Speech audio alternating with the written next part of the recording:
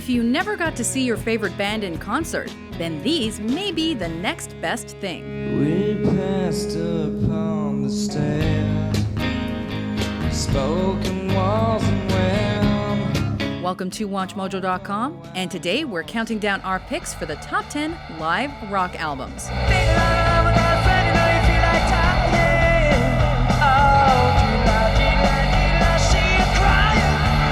For this list, we'll only be looking at standout live musical albums that work in their own right rather than just serving as a soundtrack to a live film. Whispered in the sounds of silence. We're excluding those that are more famous as concert performances captured for video or DVD.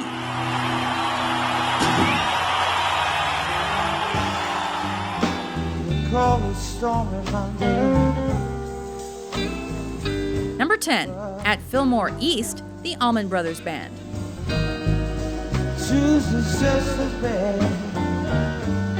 Despite being viewed as an average set of nights by the band, this live album is considered by many to be the group's finest hour. Sunday I go to church, yeah.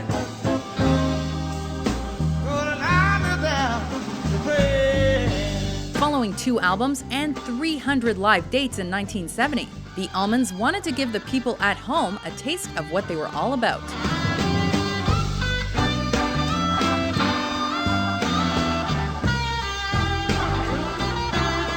Although released as a double LP, At Fillmore East contains a mere 7 songs, including a 23-minute take of Whipping Post.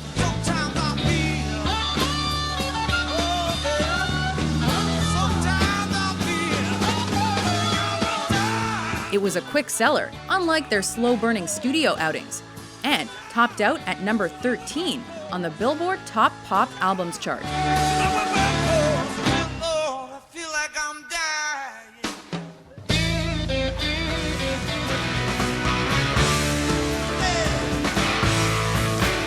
Number 9, Frampton Comes Alive, Peter Frampton.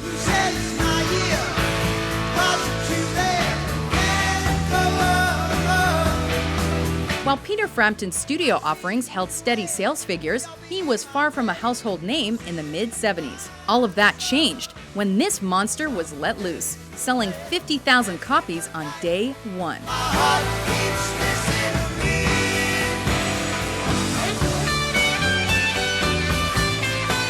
To date, it has sold over 11 million copies. Described by his label bosses as outrageously better live, Frampton had additional shows recorded and expanded the album into a double one after the music was deemed too damn good for a single disc.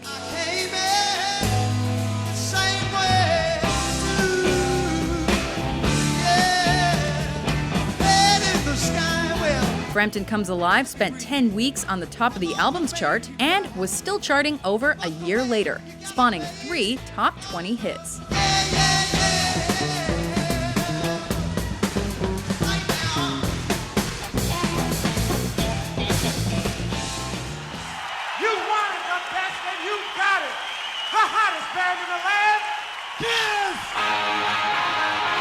Number 8, Alive, Kiss.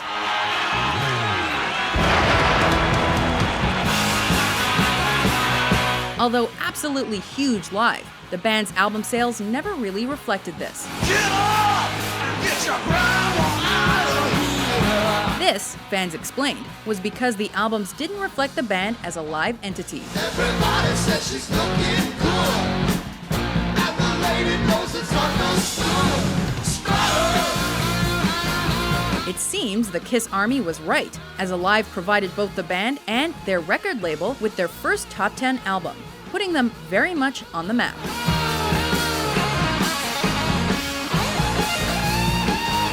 Although it was also rife with accusations of post-show studio tinkering, Gene Simmons has denied these claims by stating that the band's budget would not have allowed it.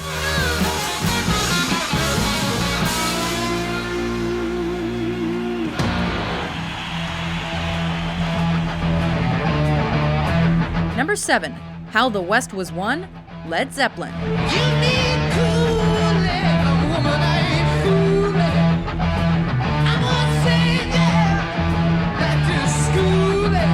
Although the band's concert film, The Song Remains the Same, is hugely popular too. This triple live record is all killer, no filler. Recorded over a pair of dates in California in 1972, How the West Was Won debuted at number 1 on the Billboard 200 31 years after the band left the stage.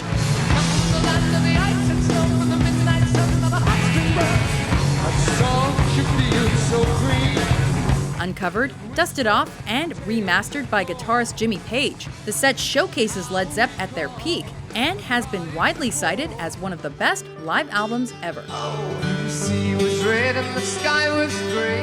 I wondered how tomorrow could ever follow today.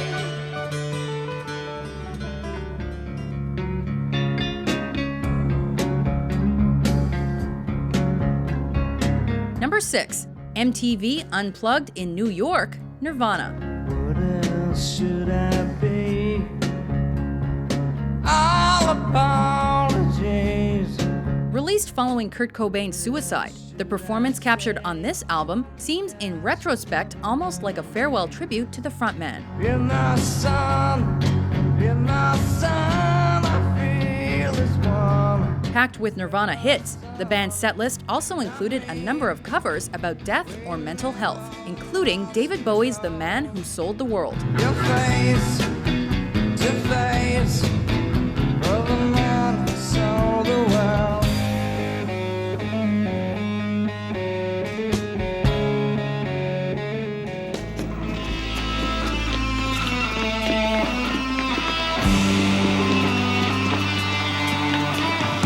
Number 5. Live Rust, Neil Young and Crazy Horse.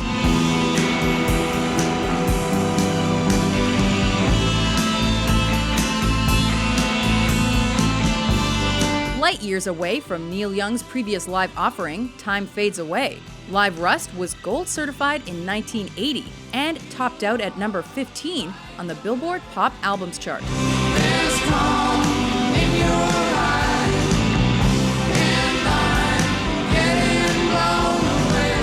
Somewhere safer where the feeling's dead. In a move only Young could make, the album is made of a collection of US shows he put on while touring in support of Rust Never Sleeps, Never stop to wonder why. which was ironically another album that was mostly recorded live. We splash in the sky. Backed by Crazy Horse, this set is rough, rocking, and ragged, which is just as it should be.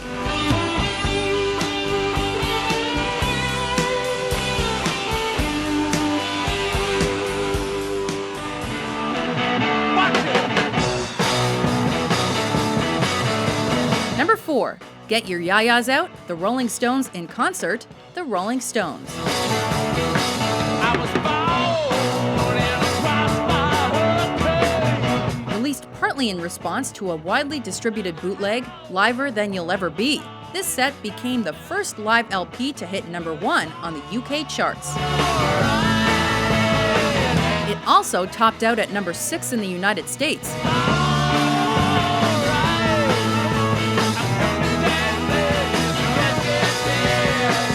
Recorded during their live 1969 return to live performances, the majority of the album's tracks come from the band's two-night stand at Madison Square Garden. Pleased to meet you, and I hope you give some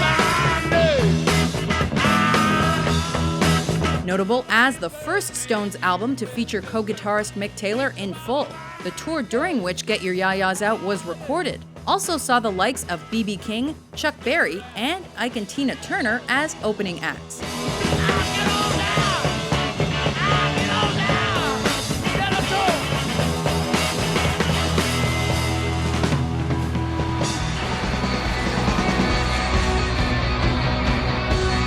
Number 3. Cheap Trick at Budokan, Cheap Trick. And now, the very definition of big in Japan.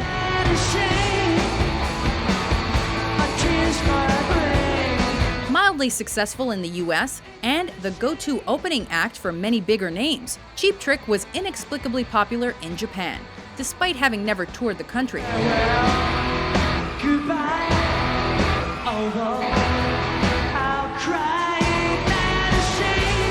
When the band finally did arrive in the land of the rising sun, they were greeted with a Beatlemania-like reception.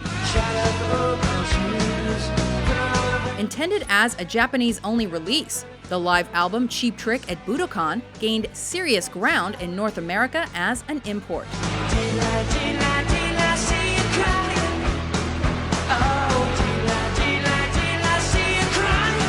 It sold more than 3 million units, hit number 4 on the US charts, and struck number 1 on the Canadian charts.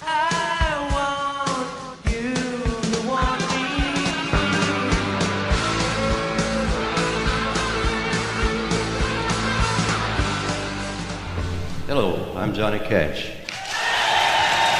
Number 2, at Folsom Prison, Johnny Cash. I hear the train a-comin', it's rolling around a bend.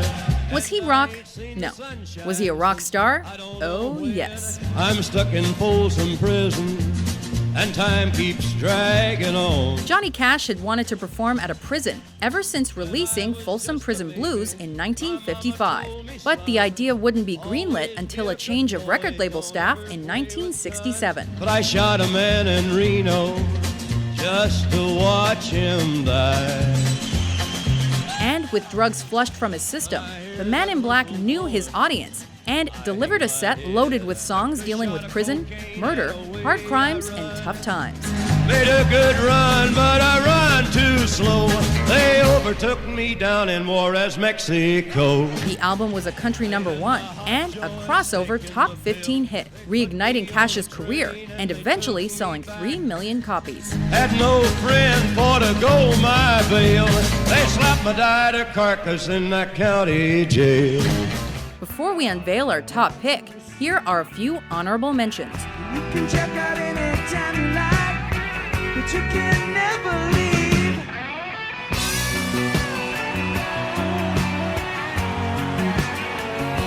And in the naked light I saw 10,000 people waiting more.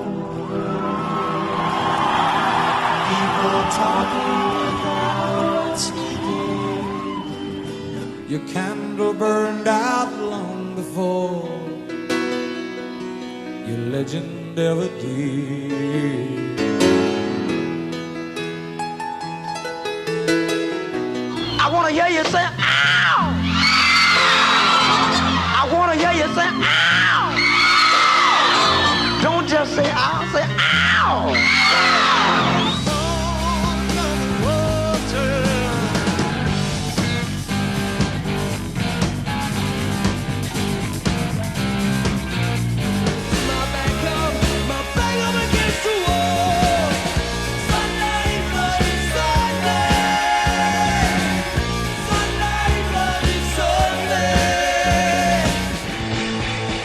Number 1, live at Leeds, The Who. People try to put us down. Wow, just because we Loud, raucous, and hard-charging, this is the live album by which all live albums are or should be judged. I don't you all tell me about my generation. Try to dig what we all said. After Pete Townsend ordered several tapes of recordings of live shows they had done in the US in the late 1960s, The Who took to the campus of the University of Leeds to find material for their first live EP.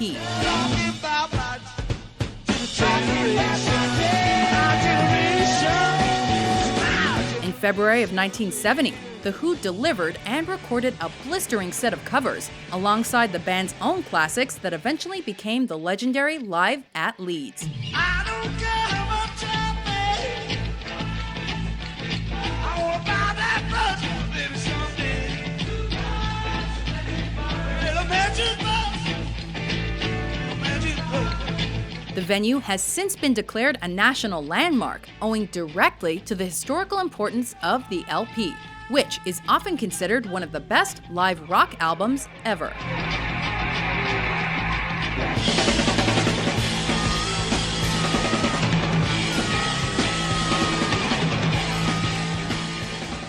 Do you agree with our list? What's your favorite live album? For more adrenaline-fueled top 10s published every day, be sure to subscribe to WatchMojo.com.